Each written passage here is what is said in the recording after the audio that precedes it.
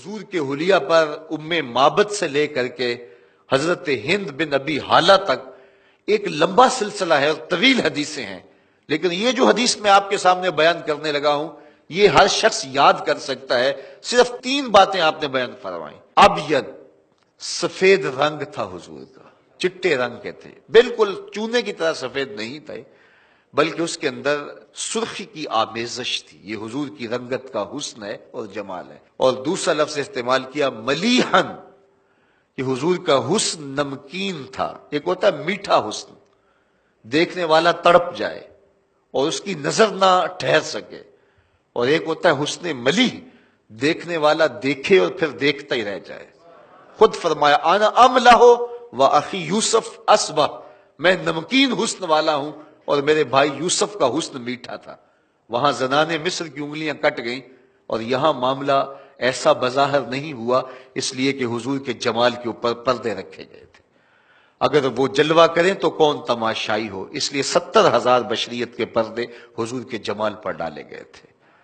تو حضور کے حسن کے لیے دوسرا لفظ جو حضرت ابو طفیل نے بیان کیا ملیحن، حضور کا حسن نمکین تھا۔ اور تیسرا لفظ جو استعمال کیا وہ ہے مقصد۔ مقصد کا معنی متوازن، ہر معاملے میں توازن، سوا صدر والبطن، پیٹ اور سینہ برابر۔ پیٹ اٹھا ہو سینہ پیچھے ہو تو حسن زائل ہو جاتا ہے، پیٹ چپکا ہو سینہ اٹھا ہو پھر بھی حسن زائل ہو جاتا ہے۔ لیسا بالطویل ولا بالکثیر، قد لمبا بہت زیادہ وہ بھی اچھا نہیں لگتا، پست قامتی بھی عیب ہے، درمیانی قد و قامت، ہر معاملے میں حسن۔ لیکن یہ بات آپ کو بتاؤں کہ حضور کا قد لمبا نہیں تھا، پست قامت بھی نہیں تھے، لیکن اللہ نے یہ شان دی تھی 10,000 کے اجتماع میں حضور بیٹھے ہوں یا کھڑے ہوں، اذا جامع الناس غمرہم، اللہ نے شان دی تھی۔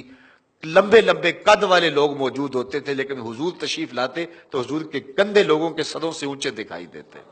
یہ اللہ اپنے محبوب کو شان عطا کی۔ تو یہ 3 لفظ حضور کے حلیے کے حوالے سے یاد کر لیجئے۔ کان رسول اللہ صلی اللہ علیہ وسلم ابیض ملیحا مقصدا، یہ 3 لفظوں میں یاد کیا جا سکتا ہے۔ اور اگر عربی کے یہ لفظ یاد کرنے مشکل ہو تو تاجدار گولڑا نے پنجابی میں کامی سوکھا کر دیا ہے۔ مکھ چند بدر شاہ شانی ہے، متھے چمک دی لاٹ نورانی ہے، کالی زلف تے اکھ مستانی ہے، مخمور رکھی ہیں مد بھریاں۔ وہ جمال حضور کو دیا گیا جو کسی اور کا مقصوم نہیں۔ کل قمر لیلۃ البدر لم ارا قبلہ ولا بعدہ مثلہ، کہا کیا پوچھتے ہو، 14ویں رات کے چمکتے ہوئے چہرے کی طرح حضور کا چہرہ نور تھا۔ پھر حضرت ابو ہریرہ فرماتے نہیں نہیں، حضور جیسا نہ پہلے دیکھا نہ بعد میں دیکھا۔ حسان بن ثابت بولے دیکھتے کیسے، کسی ماں نے جنم دیا ہوتا تو دیکھتے۔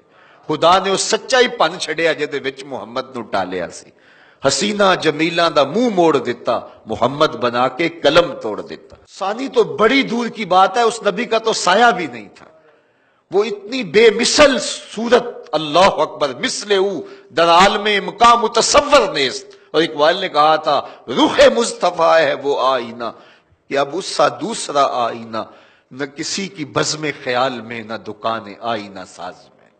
تو ممکن ہی نہیں ہے، خدا نے اس سچائی پن چھڑیا جدے وچ محمد نو ٹالیا۔ وہ سراپا خیر ہی خیر ہیں، سراپا رحمت ہی رحمت ہیں۔ تو اگر ہم ان سے محبت کرتے ہیں تو محبت کا تقاضا یہ ہے کہ ہم ان کی اطاعت کریں، ان کے ذکر کی کثرت کریں، ان کے نام کی پکار کریں، اور ان کو ہر طرح سے بے عیب اور بے نقص دیکھتے رہیں، اور ان کے لیے اپنی زندگی کا سب کچھ حاصل حیات نچھاور کر دیں۔